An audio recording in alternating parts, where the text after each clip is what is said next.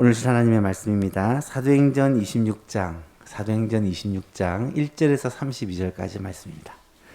사도행전 26장입니다. 신약성경 233쪽에 있습니다. 오늘 본문이 좀 깁니다. 26장 전체를 같이 읽도록 하겠습니다. 사도행전 26장은 중요한 장이기 때문에 바울의 간증과 설교가 담겨있는 장이기 때문에 같이 한번 읽도록 하겠습니다. 1절부터 마지막 32절까지 한 절씩 교독합니다. 아그리빠가 바울에게 이르되 너를 위하여 말하기를 내게 허락하노라 하니 이에 바울이 손을 들어 변명하되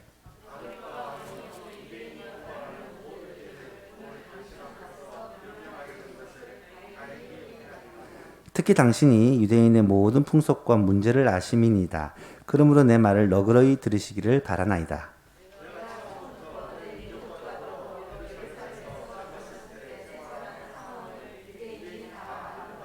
일찍부터 나를 알았으니 그들이 증언하려며 하면 내가 우리 종교의 가장 엄한 팔을 따라 바리새인의 생활을 하였다 할 것이라.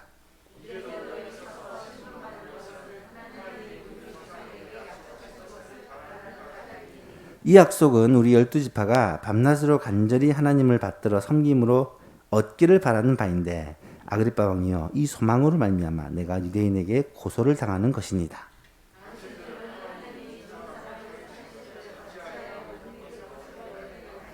나도 나사렛 예수의 이름을 대적하여 많은 일을 행하여야 될 줄로 스스로 생각하고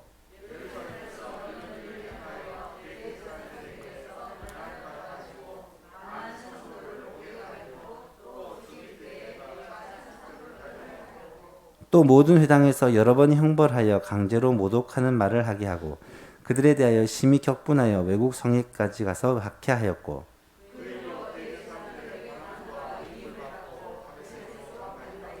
왕이여 정오가 되어 길에서 보니 하늘로부터 해보다 더 밝은 빛이 나와 내 동행들을 둘러 비추는지라.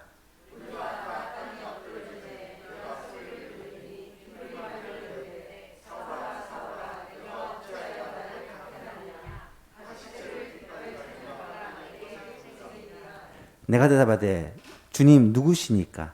주께서 이르시되 나는 네가 박해하는 예수라.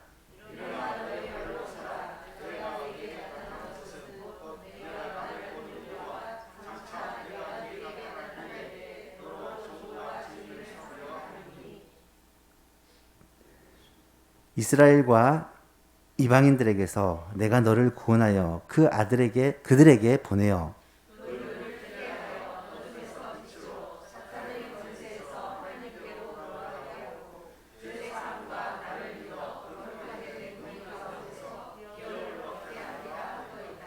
아그리빠 왕이여 그러므로 하늘에서 보이신 것을 내가 거스르지 아니하고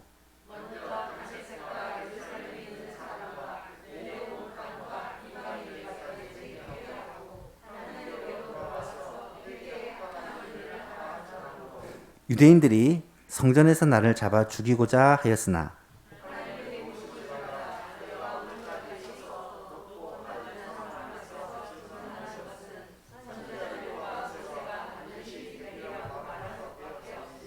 곧 그리스도가 고난을 받으실 것과 죽은 자 가운데서 먼저 다시 살아나사 이스라엘과 이방인들에게 빛을 전하시리라 함이니이다 하니라.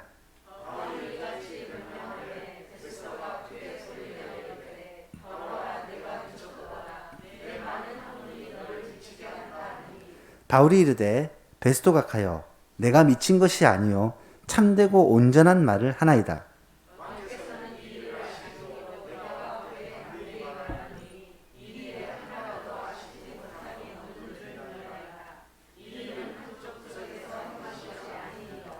아그리빠 왕이여 선지자를 믿으시나이까? 믿으시는 줄 아나이다.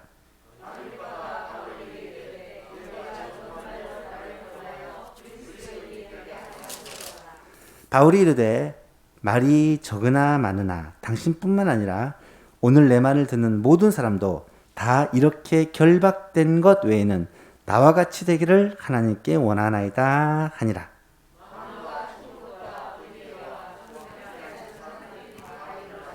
물러가 서로 말하되 이 사람은 사형이나 결박을 당할 만한 행위가 없다 하더라.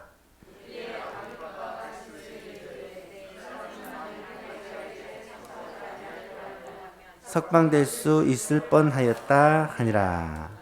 아멘. 사도행전 26장은 바울이 총독 베스도와 아그리빠 왕 그리고 그의 누이인 버니게 자신을 고발했던 많은 유대인들 앞에서 신문을 받는 장면을 기록하고 있습니다. 바울이 말할 차례가 되어서 바울의 긴 변론이 이루어지는데, 이 바울이 변론한 내용들을 쭉 정리를 해보면, 첫 번째로 유대인의 풍습과 종교 간의 갈등 등에 대해서 이해하고 있는, 잘 알고 있는 아그리빠 왕 앞에서 변명하게 된 것을 다행이라고 여기면서 변명을 시작합니다. 두 번째는 이 문제는 지금 바울과 유대인들이 겪는 갈등하는 이 문제는 모든 유대인들이 간절히 기다리는 메시아에 관한 문제다. 오실 메시아에 관한 문제다라는 것을 말하죠. 세 번째는 유대인들과 자기 사이에 일어난 이 갈등의 가장 근본적인 원인이 뭐냐?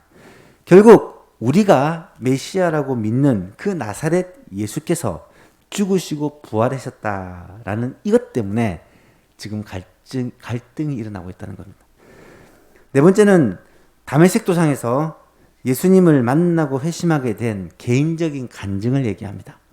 바울 자신도 이 부활을 믿지 못하여서 교회를 심히 비판했는데 자신에게 찾아오신 예수님에 대해서 간증을 합니다. 그리고 다섯 번째로 그 사건 이후 예수님께서 자신을 찾아오신 그 사건 이후 내가 변화되어서 지금까지 해왔던 사명, 예수님이 내게 맡기신 그 사명에 대한 얘기를 쭉 하고 있습니다. 바울의 변론이 여기까지 이어지고 있었을 때 갑자기 아그리빠 왕이 아닌 총독 베스더가 이 바울의 말을 끊고 소리를 크게 지르면서 뭐라고 말하냐면, 바울아, 네가 미쳤다. 24절에 보니까 바울이 이같이 변명하며 베스더가 크게 소리내며 이르되, 바울아, 내가 미쳤도다. 내 많은 학문이 너를 미치게 한다. 이 말은 바울의 학문이 굉장히 탁월하거든요. 높거든요. 그래서 공부를 많이 해서 네가 완전히 미쳤구나. 이런 얘기의 조롱입니다. 여러분, 우리말로 미쳤다라고 하면 보통 두 가지 정도의 뉘앙스를 가집니다. 첫 번째는 진짜 미친 거죠. 이거는 정신적인 질환이 있는 것입니다. 요즘에는 워낙 정신질환이 있는 사람이 많기 때문에 그런 사람들은 적절한 치료를 꼭 받아야 됩니다.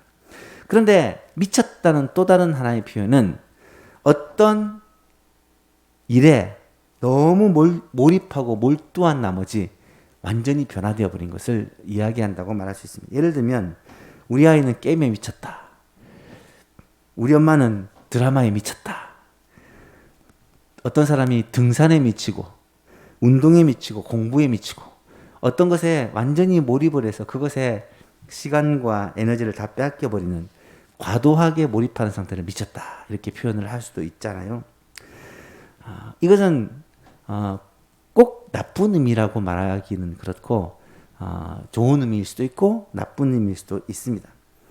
여러분 생각해 보시면 이 미쳤다는 말은 오늘날 세상 사람들이 그리스도인을 향하여 종종 사용하는 말입니다.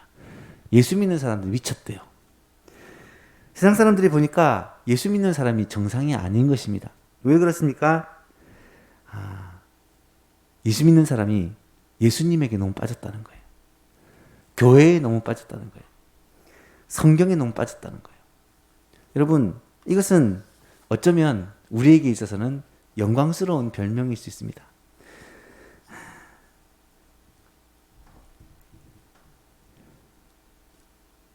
바울과 바나바를 파송했던 안디옥이라는 곳에서 처음으로 그리스도인이라는 별명을 갖게 됩니다.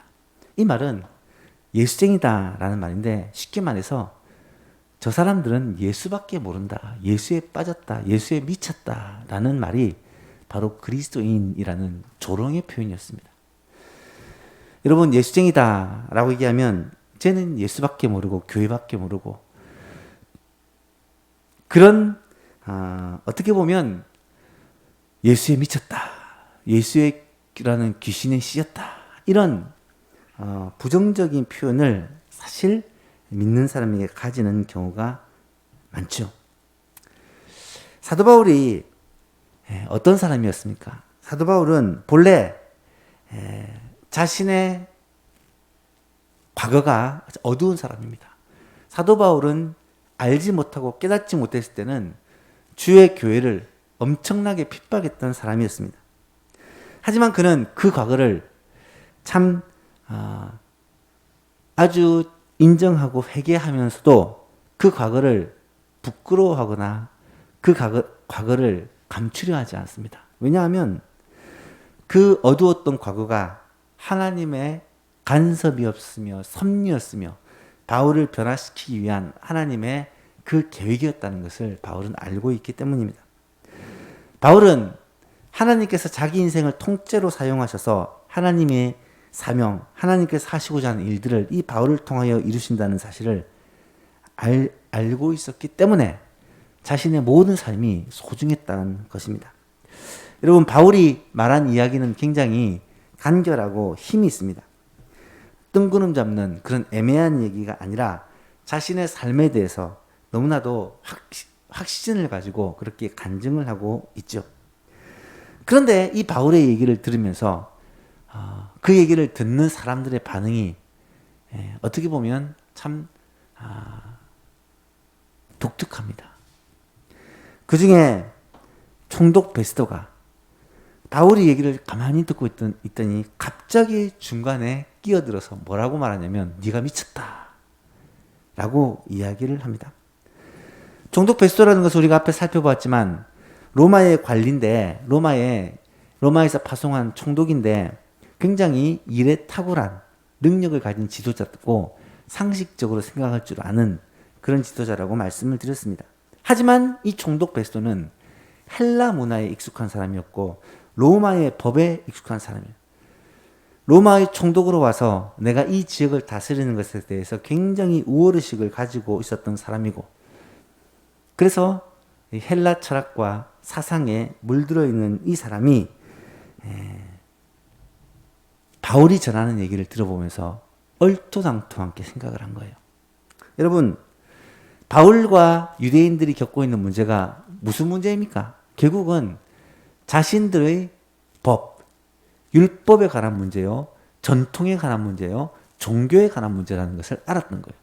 이것은 로마 법에 저촉이 된다거나 일반적인 상식에 저촉이 되는 게 아니고 유대인들의 특수한 그 율법, 자기들의 전통에 대한 문제이기 때문에 이것은 어떤 범죄라든지 죽일 만한 죄라든지 이런 거와는 상관없다라고 베스도는 생각을 했더랬습니다.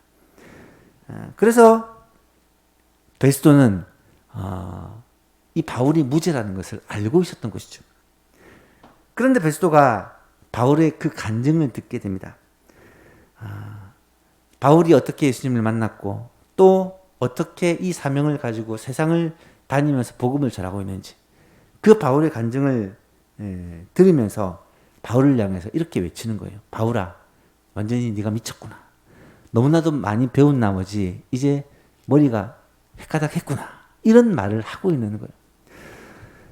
여러분, 여기서 미쳤다는 말이 원문을 보니까 마니바라는 이 헬라어를 썼더라고요. 이 마니바라는 단어가 매니아의 어원이 되는 단어입니다. 매니아, 무언가를 엄청나게 좋아하고 몰입하는 그 매니아를 얘기할 때 사실은 그게 미쳤다라는 단어로부터 파생이 된 거예요. 어떤 한 분야에 한 물건에 미칠 경우 그것을 매니아라고 그렇게 표현한다는 거죠. 영어 성경 NIV에서는 이 본문을 어떻게 해석하고 있냐면 바울아 내가 미쳤구나 라고 할 때는 바울아 너는 정신이 나갔구나. You are out of mind, Paul 이렇게 얘기를 합니다. out of mind라는 말은 정신이 나갔다라는 말이죠. 뒤에 너의 많은 학문이 너를 미치게 했다라는 이 부분에서는 Your great learning is driving you insane. insane이라는 단어를 씁니다. 이 말은 제정신이 아닌 정신 이상이 되었다라는 의미의 말입니다. 그러니까 베스토가 볼 때는 지금 이 바울이 정상적인 사람이 아니라 정신 이상자라는 거예요. 뭔가 자기만의 세계를 가지고 자기의 어떤 좀 꿈을 꾸고 살아가는 이상한 사람으로 여겨졌던 것입니다. 여러분, 왜 그렇게 여겨졌을까요?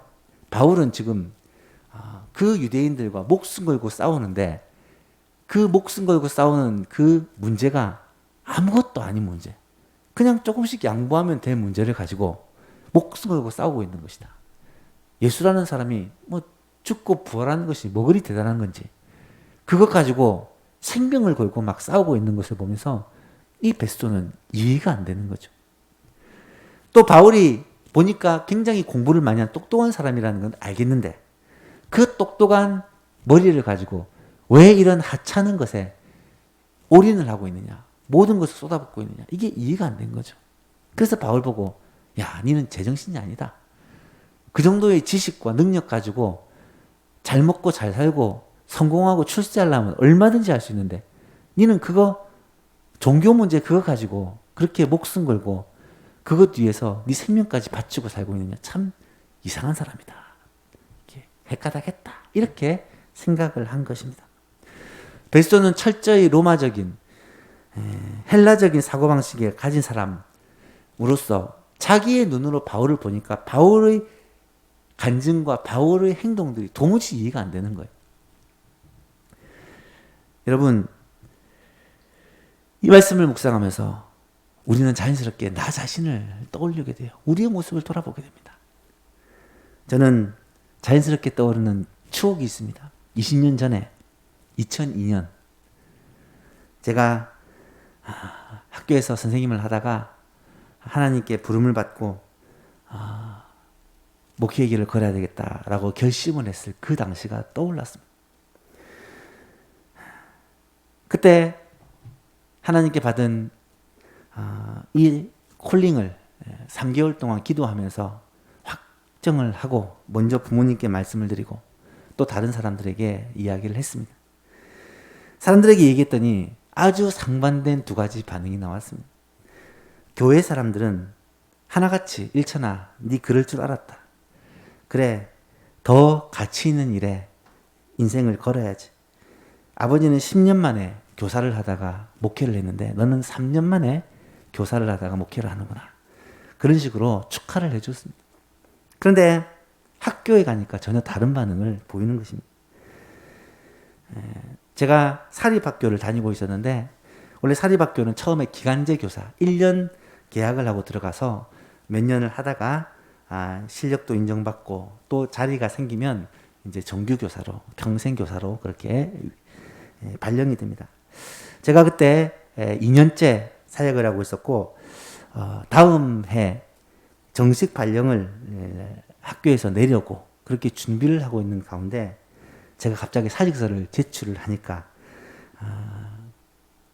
교감생님이 먼저 제가 말씀드리니까 굉장히 놀래고 다른 선생님들이 많이 안타까워하면서, 아니 왜 평생에 안정된 직장을 포기를 하고 또 가보지 못한 새로운 길을 가려 하느냐라고 우려를 표시를 했습니다. 그 사람 다 예수 믿는 사람들이에요. 여러분, 어떻게 보면 바울이 뭐 광신도와 같은 완전히 정신 이상자 같은 행동을 하지 않았습니다. 바울의 변론은 굉장히 논리적이고 질서정연하며 아주 명확한 단어를 선택해서 이야기를 했습니다. 그럼에도 불구하고 이 베스토의 눈에는 바울의 그 말과 행동이 아주 정신이 이상한 미친 사람처럼 보였다는 것은 무엇을 의미하겠습니까? 지금도 세상 사람들이 예수 믿는 사람들을 볼 때 그렇게 볼 수가 있다는 거예요. 어떤 면에서 그럴까요? 예수 믿는 사람들이 인생의 목적과 인생의 방향을 어디에 쏟고 어디에 집중하고 사는지를 보면 왜 저럴까라고 생각할 수가 있다는 거예요. 지금도 예수 믿는 사람들이 주일이 되면 예배 드리는데 목숨을 걸고 우리의 물질을 가지고 11조를 하고 감사헌금을 하고 하나님을 위해 사용하는 것을 보면 어떻게 저럴까라고 생각할 수가 있다라는 것입니다. 특히 요즘처럼 벚꽃이 만발하고 진달래와 철쭉이 아름답게 피우는 이 시기에 주일을 성수한다고 금쪽 같은 주말을 다 교회에서 예배드리고 그렇게 있는 것을 보면 미친 거 아닌가 이렇게 생각할 수도 있다라는 거예요. 여러분, 세상 사람들이 제일 많이 하는 얘기가 있습니다. 아니, 그렇게 신앙생활하면, 그렇게 하루 종일 교회에서 예배드리면 밥이 생기냐 떡이 생기냐. 물론 예전에는 교회에 있으면 다 밥을 줬어요. 요새는 밥도 안 줍니다. 여러분, 세상에는요 진짜 유익과 기쁨과 즐거움이 많은데 왜 우리는 이 세상을 등지고 하나님께 집중하고 있느냐는 거예요. 가끔 성도들 중에 그런 얘기를 합니다. 나는 교회 체질이 아닌 것 같다. 무슨 말이냐면 세상에서 즐거움이 너무 많다는 거예요. 꽃놀이 가고 등산 가고 운동하러 가고 캠핑하러 가고 세상 사람들과 어울리고 이게 너무 즐거운데 교회에서 예배드리고 교회에서 말씀 나누고 이게 따분하고 힘들다는 거예요. 그래서 나는 교회 체질이 아닌 것 같다. 교회는 구원받기 위해서 나가기는 나가는데 이것이 기쁨이나 즐거움이 아니라는 거예요. 또 11조의 감사헌금에 주일헌금에 그렇게 하나님께 드리고 나면 내 여가를 즐기고 내가 하고 싶은 것을 할 수 있는 재정이 부족하다 보니 그래서 구원받기 위해 교회는 가는데 교회 생활하는 게 아깝고 늘 본전 생각을 하는 그런 사람들이 있다라는 것입니다. 여러분, 다시 한번 말씀을 드리는데 교회의 체질의 문제가 아니라 가치관의 문제입니다. 가치관이라는 말은 우리가 어떤 것에 가치를 두느냐라는 그런 우리의 마인드예요. 우리가 가치를 어디에 두고 살아가느냐에 따라 우리의 삶이 달라집니다. 하나님을 만나고 하나님께 예배하는 것이 우리의 삶에 있어서 가장 중요하다. 이것에 1순위를 두고 살아가는 사람은 바로 이 영적인 가치관, 신앙적인 가치관을 갖고 살아가는 사람이고요. 주께 영광 돌리고 주께서 우리에게 맡기신 사명을 감당하고 살아가는 사람은 바로 예수님 중심의 가치관을 가지고 살아가는 사람이고 반대로 이 땅에서 잘 살고 잘 먹고 내가 하고 싶은 것을 누리며 살아가는 것을 최고의 가치로 여기는 사람은 이 세상의 가치관을 가지고 살아가는 사람이라고 말할 수가 있습니다. 최고의 가치를 이 땅에 두고 물질에 두고 성공에 두고 자아 실현에 두고 쾌락에 둔다면 주를 위한 헌신과 수고가 아까울 수밖에 없다라는 것이죠.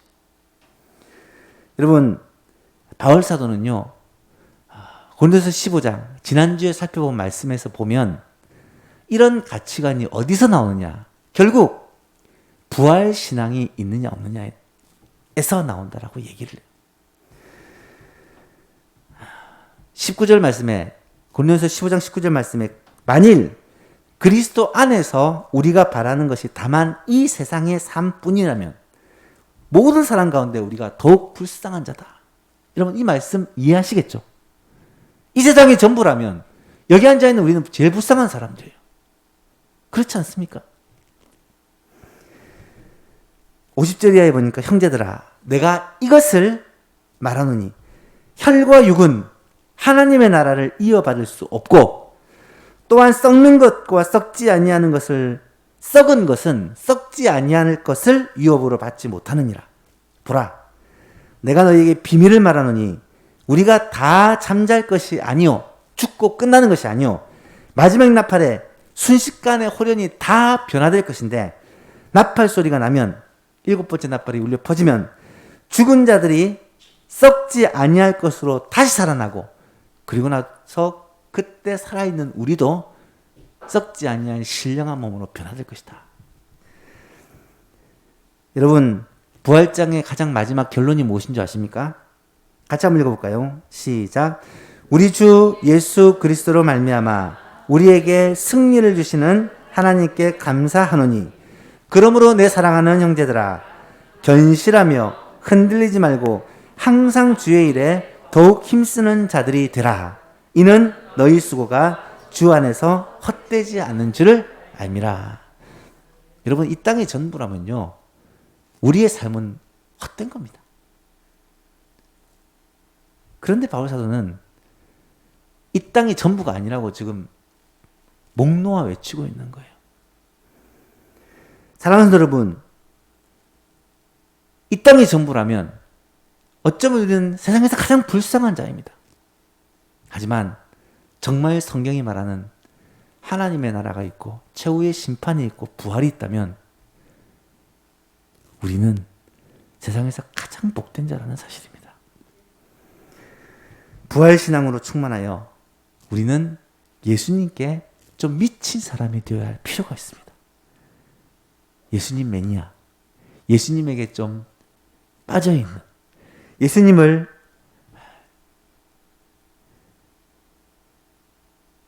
바라보고 예수님에게 좀 빠져있는 열정적인 신앙, 그런 신앙생활을 하는 사람이 되어야 하지 않을까요? 총독 베스도의 갑작스러운 도발에 대해 바울이 뭐라고 대답을 하는 줄 아십니까? 바울이 이르되 베스도 각하여 내가 미친 것이 아니요 참되고 온전한 말을 합니다.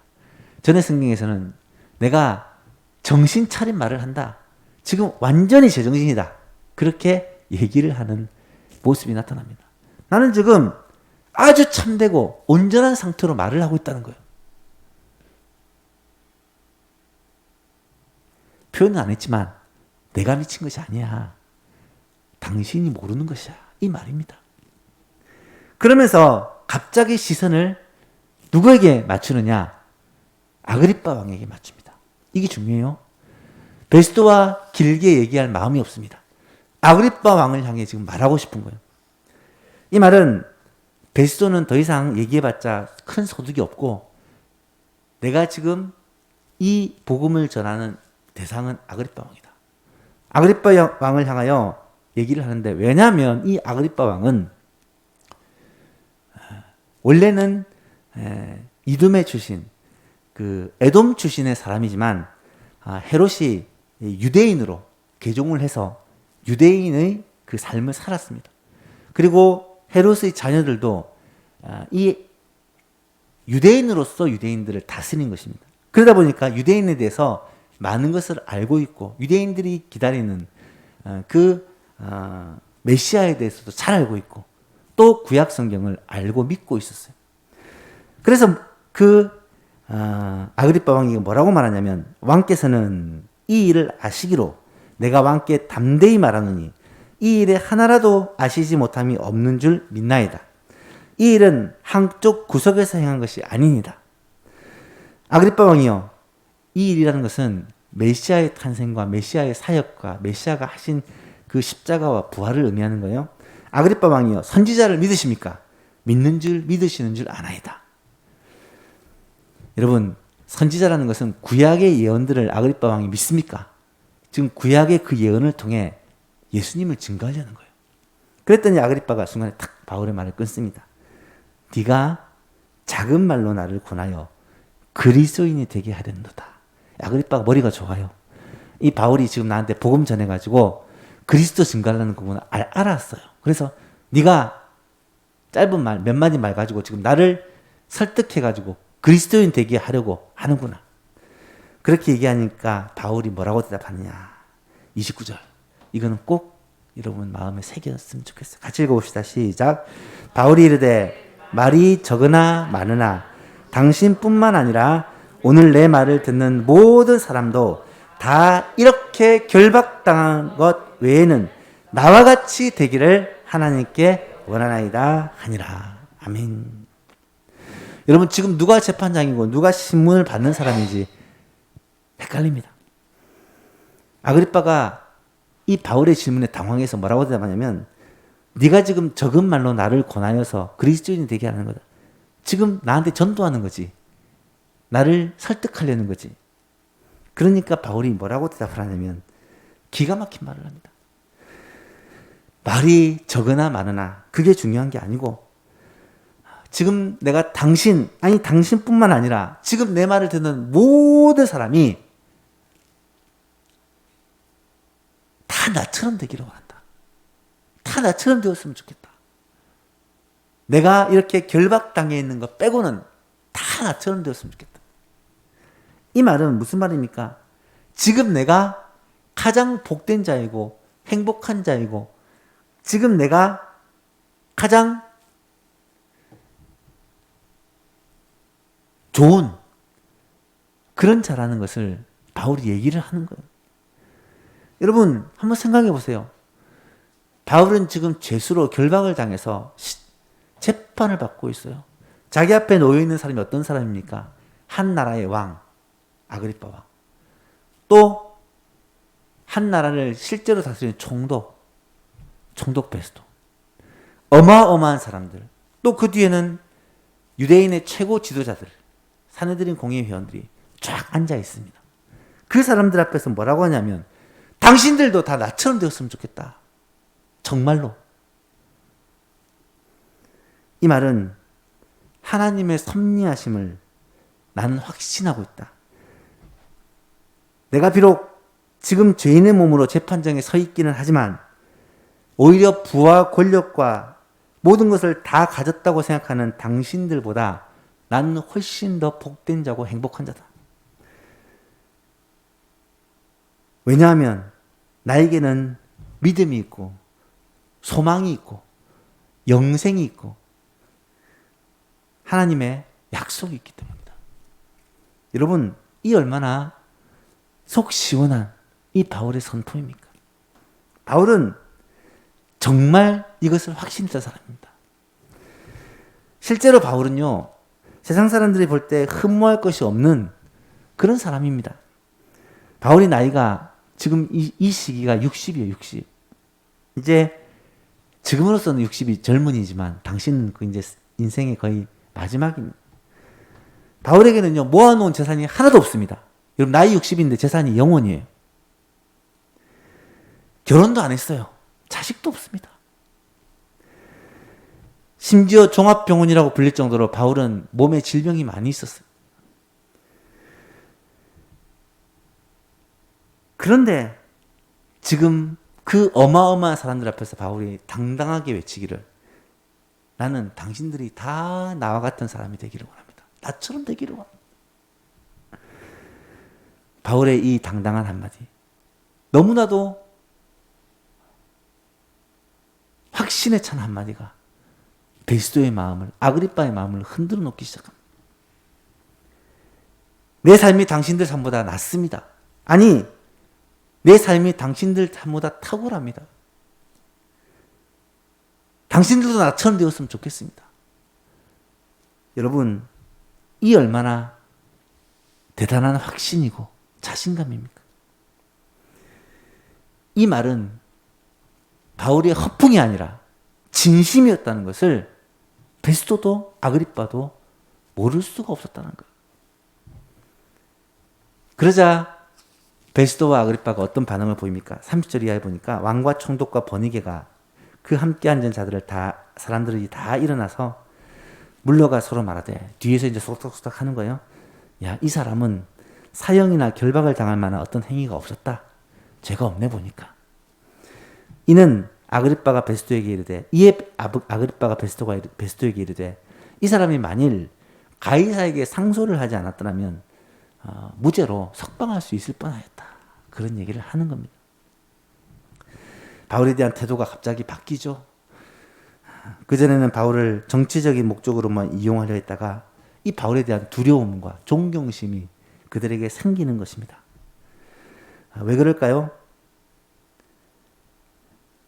바로 이 바울의 모습을 통해 그리스도의 모습을 보았기 때문에, 이 바울의 모습을 통해 성도의 모습을 보았기 때문에, 여러분, 이것이 우리들에게 있어서 전도의 방편이요 도구가 된다는 거예요.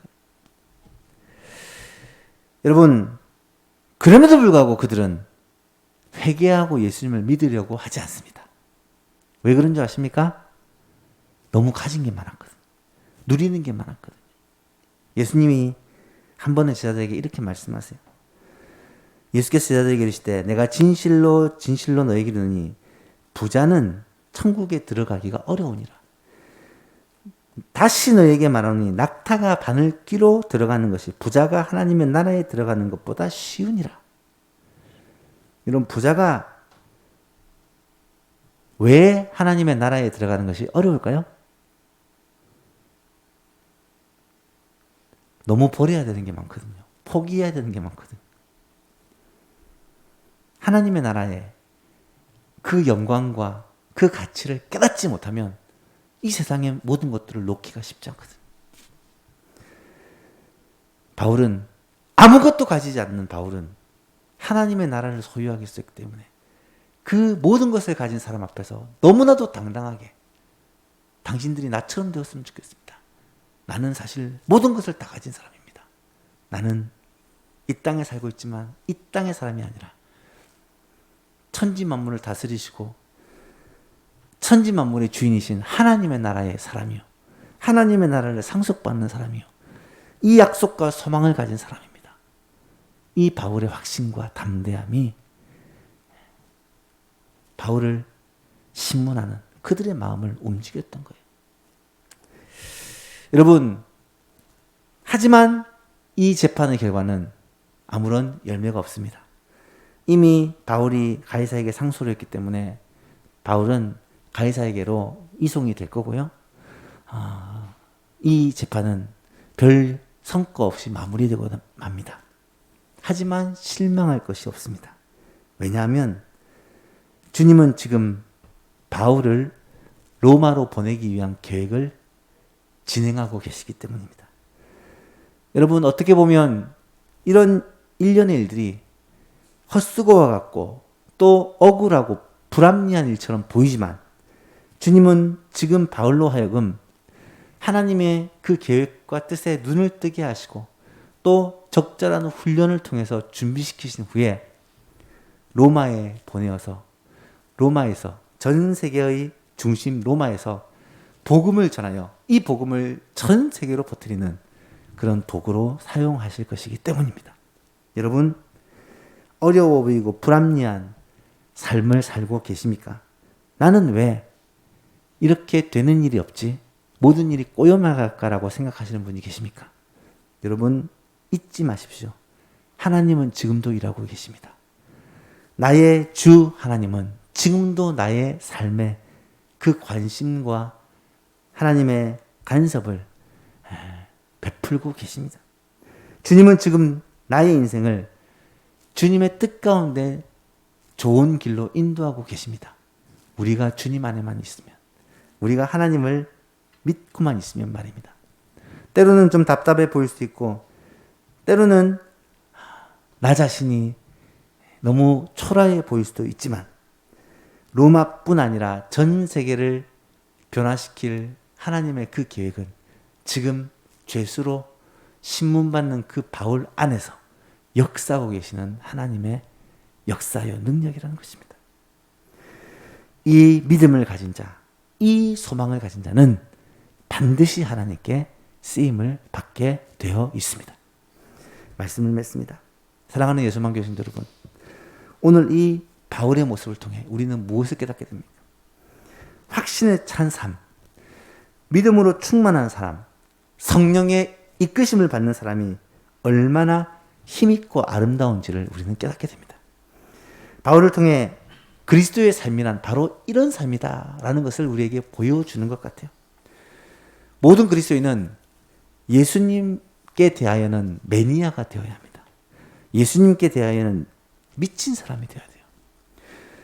온 세상을 다 주어도 예수님은 포기할 수 없고요. 예수님만을 위해서 우리의 인생을 걸어야 되는 사람이 바로 우리들입니다. 사람들은, 특별히 현대 학자들이 말하기를 사람은 무엇인가에 미쳐 산다라고 합니다. 기왕에 미칠 것이라면 생명을 살리는 일에, 하나님 나라를 세우는 일에, 주께서 맡기신 일에 여러분 올인하지 않으시겠습니까? 세상 사람들처럼 증권에 미치고 도박에 미치고 돈에 미치고 쾌락에 미치고 아무런 가치 없는 것에 인생을 투자하는 것이 아니라 예수에 미치고 예배에 미치고 찬양에 미치고